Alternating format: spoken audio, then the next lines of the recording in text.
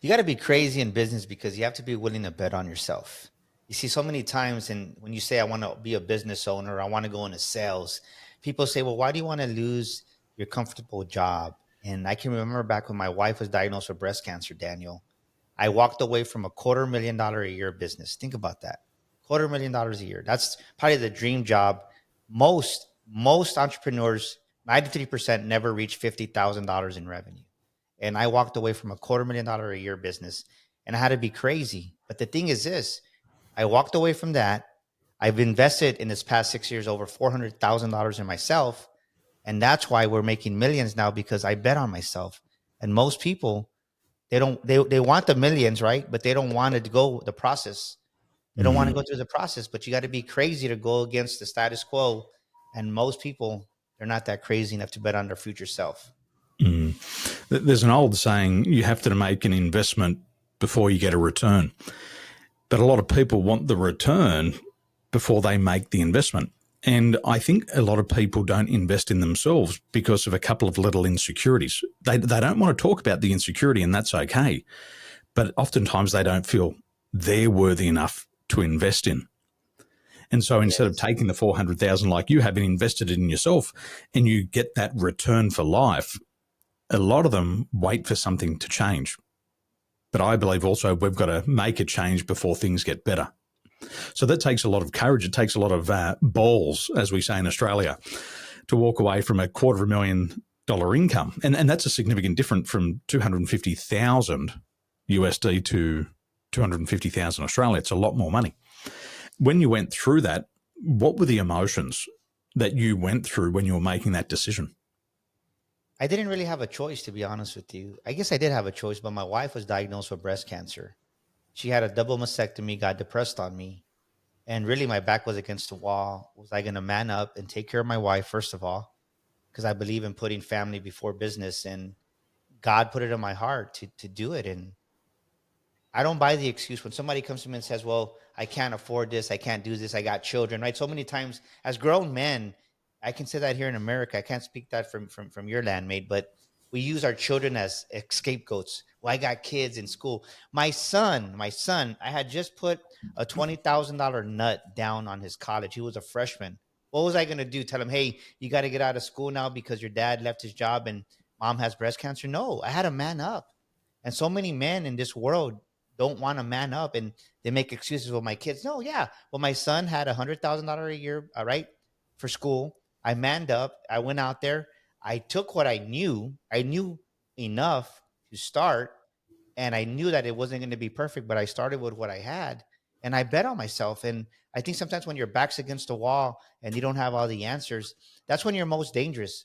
Everybody wants all the answers. They want everything to be perfect, and when it's like that, you're too predictable. But when you have no idea what the heck you're doing, you have a concept, a small concept, right? I'm not saying be naive or be dumb about it, but when you have a concept, right? My background was sales, and I ran a multi-million-dollar automotive dealership. So I knew people, I knew sales, and I knew that I was the best product out there. And I just bet on myself. And when my back was against the wall, I said, what do I got to lose? All I can do is say, right? I love this quote, Daniel. Nothing beats a failure but a try. And I didn't just try, I tried my best. And 6 years later, this January will be 6 years in business. I've traveled the world. I haven't been to Australia yet. I'll get there soon after this podcast. But I've spoken in England, I've spoken in Asia, shared the stage with Les Brown, Tom Bilyeu, John Maxwell.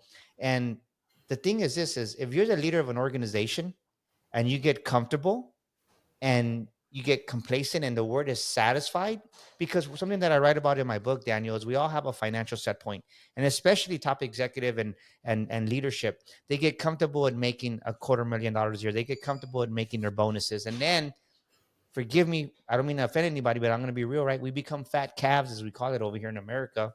And when you become a fat calf, you get lazy. But this is a worse thing. You stop caring about your employees and they sense it, and you wonder why they're disengaging, because you're not the person that you were when you were younger and you were hungrier, because success made you satisfied, and in satisfaction it kills dreams. Mm. It's a tough pill to swallow. It's the truth. You know why I say that? Because that was me too. everything that I teach and coach on, I'm one of the top coaches here in Texas. And I tell you that because I have failed as a father, I have failed as a husband, I have failed as a friend in some occasions, and I have definitely failed as a leader. And when I had 100 employees, I didn't realize that sometimes I was a problem. And one thing that I've realized out there is whenever you walk into a boardroom and someone's loud, usually the loudest person that speaks first, and usually it's one of the top executives, they're the most insecure. And the problem with that is when you have an insecure leader in an organization, whether you have 5 employees, 10 employees, or you're mid cap size, is that you micromanage.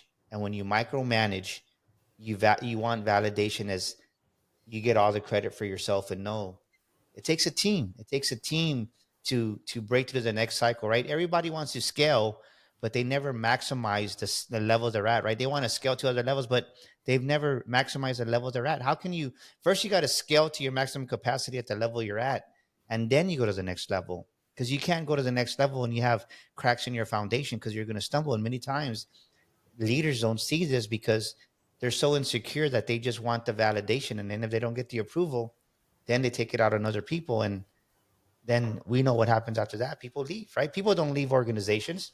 People leave people. I was reading an interesting statistic yesterday, and it said that 99% of employees have worked with at least one person with low emotional intelligence. And oftentimes we see the cracks appear in leaders where they no longer have the ability to manage those emotional outbursts. That anger starts to come up. And instead of internalizing it or dealing with it, they start to externalize it and they start to, we call it, dump it on other people. And we've all had that. I remember a lot of leaders in my past putting a lot of pressure on me to perform because they hadn't hit their numbers. And I'd think to myself, why are you delegating your key results over to me? They're your accountabilities, not mine. I'm not doing the job. And then you get the lecture. And so I think a lot of people have had bad experiences. They say 95% of people have been mismanaged. But there becomes a time in almost everybody's career when they're offered a management or leadership opportunity. And at times they look at other people and they say, well, that person's a natural born leader. It's okay for them to lead because of this and that. Then they make up all the excuses and all the reasons why other people can lead. And like you say, we believe it for everyone else, but ourselves. So what does this actually mean in the context of leadership? We believe it for everyone else, but ourselves. Well, I love what you're saying because you brought up a point is there's 4 personalities and dominant ones. And within that one, which is your driver, your Ruby, right? Your driver personality, that's your natural born leader, they say. That's the person that you want on your team because that's the one that's going to help Daniel, and you're not going to have to tell them what to do, right? They finish a part of their whatever assignment and they're going to go find another assignment. And those are good. Those are natural born leaders. And that's why people reference that so much. But then you have people that like to be led. And when they're led, then they become leaders themselves because they realize that, wow, it's a trait that I can develop. It's a skill that I can develop. And I've trained so many leaders that said, well, I'm an introvert. I can't. No, yes, you can. You're not going to be as excited as Daniel is. You're not going to be. The thing is, this is don't look at me. I want you to look within yourself and see the greatness that God's put in you. And within that, I need you to lead. The first person I need you to lead is you. I need you to be self-disciplined. I need you to challenge yourself to grow to another level. And even if you're going to be introverted as heck, it's okay. But once you start leading yourself, then people take notice of that. And this is I love what you said, right? Because so many people, this is a mistake that leaders make, is they want to tell you or they want to talk to you or teach you. But we have a saying here that I go by, right? Is things are caught, not taught. A child learns by behaviors of the parent. A team member is going to learn by the behaviors of leadership. And if leadership is not doing the example proper of what should be done, well, then how do you expect your team members to do that? It's not gonna work. And so many leaders they want to look down or talk down sometimes, not always. It's gotten definitely better. But going back to your statement of emotional intelligence, if you're disengaged emotionally, well, then you're not speaking to the four different quadrants of the personalities that you try to talk to everybody the same way, and it doesn't work that way. What do I mean by that? I'm not going to read an email that's 20,000 pages long, right? I want you to get me, yeah, right? Be straightforward, get me to the point, because I ain't going to waste my time. I ain't got all day. I got things to do. But then there's other individuals that they want to be detailed, right? That's your analytical personality. But then you have your amiable, that's the person that's going to be your support system. And they might not ever be the leader to lead, say, a group of 1,000 people, but they're going to lead the process and procedures that you give them, and you have to learn how to speak the language of your employees and your team members. And that's the one huge mistake that I see when I go in these corporations and I do a corporate communication training, is they don't understand the language and the personalities of each role, and they have people in wrong places and in wrong positions. Well, the Greeks have been saying that for 2,000 years. Man, know thyself. And I believe the same thing as you, is that we have to learn to get the result first. We have to learn to lead ourselves. And once we can do that, we can then start to lead others. And it happened for me. I was 16 and I had some older gentlemen reach out to me and they said, Daniel, could you come and coach wakeboarding to our clients? I said, me? Coach? They said, well, you're the one who can do the tricks. Come and teach us. And they said, well, we'll pay you $100 an hour. Now, that was only 10 times more than I was earning at that stage. And I thought, why not give it a go? And it was that attitude of, I'll give it a go and I'll see what happens. And I went out there and I realized that there was people older than me who had different experiences than me throughout life, but I knew the most in this particular area. And they saw value in that. They said, well, teach us what you know. They were twice my age. They had big cars. They had big houses. I was still living at home with mum and dad, but they wanted to learn. And so I had the result, and then I became a situational leader. I taught them something, and they really appreciated it. I was never judged by age. They never said, Daniel, you're too young to teach us. They didn't even ask me how long I'd been doing the sport for. They just saw me do the trick and they assumed competence. Yes. And there it started. And then it grew from there. But it's not a badge. It's not a title on your business card. It's something that you actually do. And I believe that leaders have the ability to get followers. And if you've got the result, like you have in business, you've had more than 100 employees. Daniel, show me what you've done. Teach me how to do it. And all the other stuff is a smoke screen. I love what you said, because the thing is, you just started. And that's where you got to be crazy. Going back to your original opening question, is you got to be crazy enough to bet on yourself. And this is even more, is you have to be crazy enough to bet on your future self. So many of us, we see where we're currently at. Stop looking at where you're at, ladies and gentlemen. You got to look at the future self of where you're going, because that's where your potential is going to meet the future you. And that's where the magic happens. But you know why most of the magic never happens? Because we don't want to do the hard work that has to go into finding that magic. The magic's there. You just got to do the work. You got to do the reps. Or what happens is you do the reps one time and then you're like, well, no, it didn't work. Well, no, maybe you got to do it 3 or 4, 5, 6, 7 times. And like you're saying, I can guarantee you, once you started doing the coaching, by the 10th time, you're like, this guy is a miracle. But it took you the reps to get it in. And so many of us, especially here in America, is we want instant gratification, and it doesn't work that way.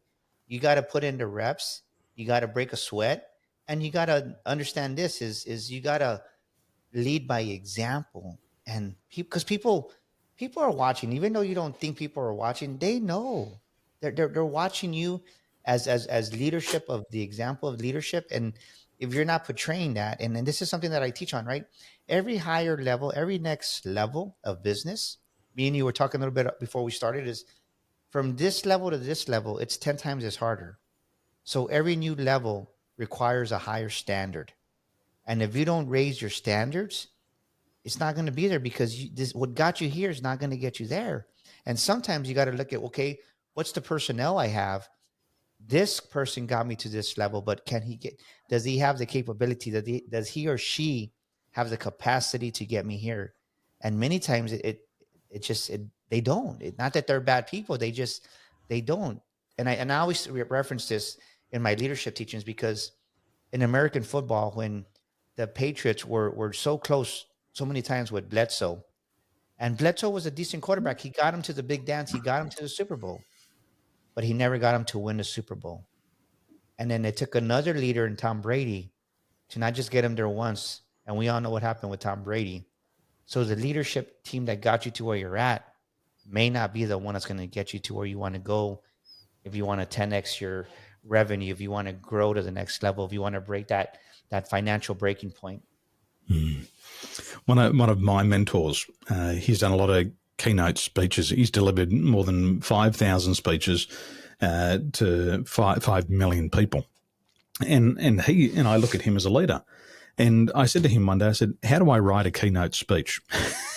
And he said, Daniel, well, if you want to do a 17-minute keynote speech, you better prepare for the next 6 weeks. I thought to myself, 6 weeks preparation? And it's like you said before, you got to do the reps.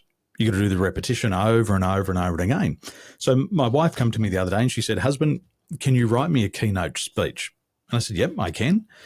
She said, it's 17 minutes. She said, how much time do you need to prepare? I said, 6 weeks.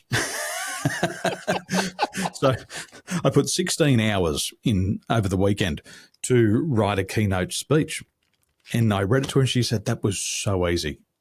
And I said, that was not easy. I said, that's 43 years of preparation. Yeah. You got to do the reps. Yes. I mean, so many times in life, we overthink things, and we don't see our capabilities. We don't see our capabilities, and we don't see our future abilities.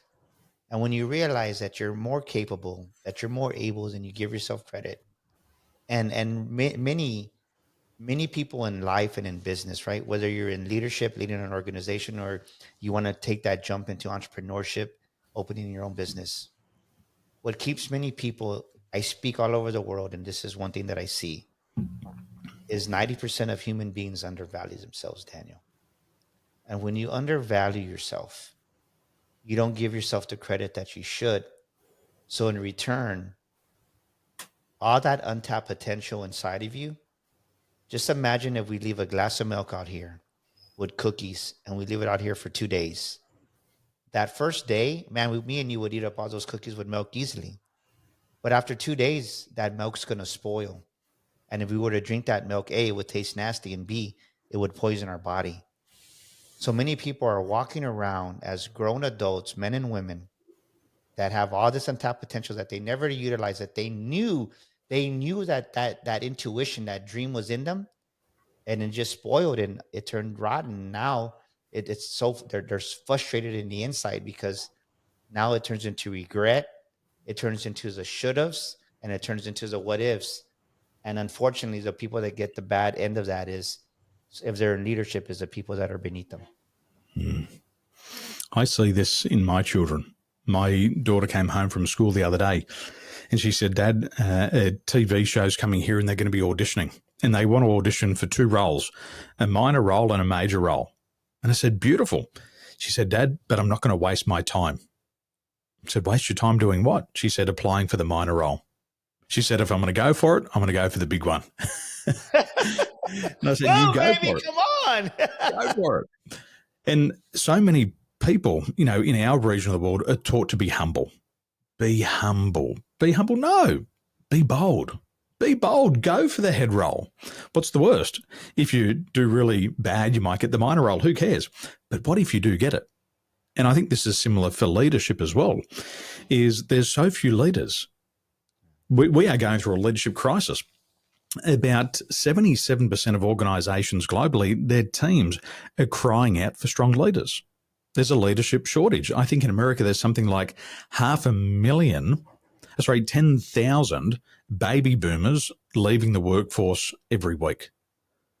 And so the leaders are disappearing. The younger ones are crying out for leadership, and there's opportunities. And if you put your hand up, you're going to be selected. And for people who are worried about investing themselves, I learned some statistics years ago that if you're in customer service, the average that's going to be spent on your education is around about $5. But bigger companies are willing to invest up to $500,000 in your leadership development skills. And think about it. Somebody else is going to pay you to learn. And as you get better, at the same time, they also increase your income. It's the best return on investment. Somebody invests in you and you get the rewards. And And I that's think something I all talk of us about in my should put book, our right? hand up. It's like most people, I wrote it in my book, most people never become that millionaire or even close to it because once they graduate from high school here in America, they never pick up another book. So think about that. Over 50% of people never pick up a book and read again, and they keep the brain, right? People think, well, your mind is your brain. Your mind is not your brain. You have to feed your brain new information, right? Junk in, junk out.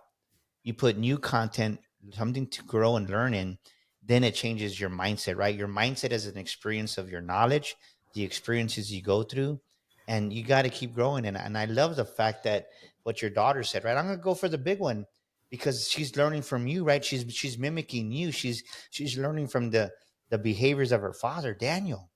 And imagine if all the children in the world, not just in my country and your country, were to be led by examples. They're like, imagine what it would be like. A good example is I have these $1 million bills that I give out, and my Just grandson look. is 4 years old. My grandson's 4 years old, and I call him Mr. Millionaire. And I was like, here's $1 million. And he walks around saying, I'm a millionaire. When I was growing up, all I heard was I can't afford it and put that stuff on layaway. I don't know if you heard of layaway in your country, but over here it was like, I don't want to put it in layaway. I want to take it home now. So that's the way the wealthy think. That's the way the risk takers think. They don't talk about dollars for hours. They talk about net worth. What's the legacy I'm going to leave? The conversations are totally different. And the thing is this, is that when you realize that there has to be a massive shift in your paradigm in who you are deep down at the core, because most of the world is taught to live in poverty, right? We're taught to be factory workers, to be these fill these roles in these corporations as just a body. And Mm. trust me, I mean, it's proven because they need to fill these positions. But the moment you step out of that, yes, it's going to be scary. Yes, people are going to think you're crazy. But if you have a dream to lead yourself to become a business owner, believe me, I was scared. I mean, I'm not gonna be ashamed to say it, Daniel. I've broken wine glasses. I've beat up a recycle bin on my old house. But it's breaking through those paradigms that limit our beliefs, because half the illusions that we believe in our brain and our mind from what we've experienced are not even real. And when you realize that there's so much success in you right now dying to come out, as a father, as a husband, as a leader of an organization, as a business owner, and when you release that old identity of your failures, of your mistakes, and you stop walking in that shame and that guilt, it frees you to be so powerful that in reality, there's nothing that you cannot do when you learn to embrace the truth. And the truth is this, is that we weren't created in this planet to be mediocre. We weren't created to be average, and we weren't born to fit in with the status quo. There's something great inside of every one of us. We all have this gift that has been given to us by God. And when you tap into that gift, you realize that there's nothing in this world that you cannot do when you find your gift, because your gift as a leader will make room for you. But most people, they have so many layers of labels that they've been told that you're not good enough. And going back to what you're saying, right? Being humble. Well, people dim their lights because this is what happens. Their mom or dad say, "Stop showing off, stop bragging." It's not that you're showing off or bragging. You're just celebrating yourself. And the sad part about it is most people in leadership and most business owners, they don't know how to celebrate themselves, Daniel. Well, in our family, we say we're not bragging, these are facts. Dad's an Australian champion athlete. Dad's been an extreme games competitor. Dad's a 3-time state champion athlete. These are facts. And in our world, people don't like to talk about their achievements. They don't like to show the car. They don't like to show the watch. They don't like to show the size of the business. And these people, I still find, struggle with self-worth and appreciation. Do I deserve it? How did I get here? Was it just a fluke? Did I get lucky? No. If you got there, you've done the work. Nobody gets there by chance. You always get there through hard work. And if you've done it through hard work, that's what leadership is. Show others what you've done. And leadership is about creating other leaders, not creating just followers. It's creating other leaders. And I think that can be one of the greatest gifts and one of the greatest impacts that you can have is to take somebody and make them great, teach them to become a leader. Yeah, and I love what we're talking about because many times on social media, I'll post an event I'm at, or when we're on a private jet, or just a car when we buy it. I don't post it to brag. I post it to inspire those that need the inspiration. And the main reason I do it is because I want people to know that, hey, I'm not just talking to talk, I'm walking the walk. Because I've spoken with some people in different events that they teach on success, they teach on these principles, and they're not even successful themselves. They're living in a used car that's broken down, or they're living with their mom, or whatever it may be.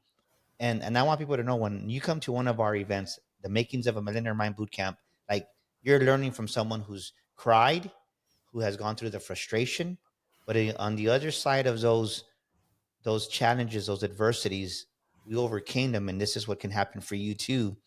But there's going to be a price to pay, and people, right, they don't want to pay the price for success sometimes, but it's not free. It's everyone. I don't care who you are, and Daniel, our dreams are going to be tested. What do they say in the Bible? You'll be tested for the good things that will come. And I believe it's a test of how bad you want it. Yeah. And we've got to want it. I can honestly tell you, right? I can be totally transparent with you, because I feel your heart is that we think we're ready. Like, right where I'm at right now in 2023 going into 2024, I thought I was ready 3 years ago, and I wasn't ready. I didn't have the capacity. I didn't have, right. I want people to write this down, ladies and gentlemen. I want you to understand this is, as leaders and as entrepreneurs, as business owners, we grow in skill set, right? We grow in skill set, but are you maturing in your character? And that's where most people fail, is they don't mature in their character, and they don't mature within the inside of themselves, and they think that the same maturity level is going to keep them. No, you have to have that foundation of maturity, and you have to have the character that is going to sustain that level of success. And we know it. We've all known somebody that was around for 2 or 3 years, and then what happened to so and so? You know what? Their skill set, their knowledge got them to this, right? The fact that they had the understanding and the wisdom, but the maturity level couldn't keep them there because they didn't have the right character to sustain it. It wasn't sustainable. And one thing that I'm grateful for, that I've been able to do in my life, is we've been successful for the past 30 years, right? I don't say that bragging, but I've always been successful in everything I did. Now, lately, because I increased my skill set and my knowledge, and I realized, like, man, my character has to mature. I mean, I've cried. I mean, there's many times that I wanted to go back into the car business and have 100 employees again, but my wife says, "Why do you want to do that?" And if it wasn't for my wife supporting me and just really me maturing in right and letting go of all the junk, I think I want people to understand this. I don't care whether it's in leadership or as a business owner. The higher you go, the deeper you have to go within yourself. And right now, they just finished building the largest skyscraper in the world in Dubai. But what people don't understand is, even though it's the highest skyscraper, the highest high rise ever built in the world in Dubai, what they're failing to miss, and I want you to understand this, ladies and gentlemen, is it also has the deepest foundation. Because if you don't have the proper foundation to support that high rise, it's going to fall. So think about that. Why do they have the deepest foundation? Because it's the tallest high rise in the world. The higher you go, the deeper you have to go within yourself and deal with the shame, with the guilt, with the belief systems that no longer serve you. And most people don't do it. They live life on a shallow level, Daniel.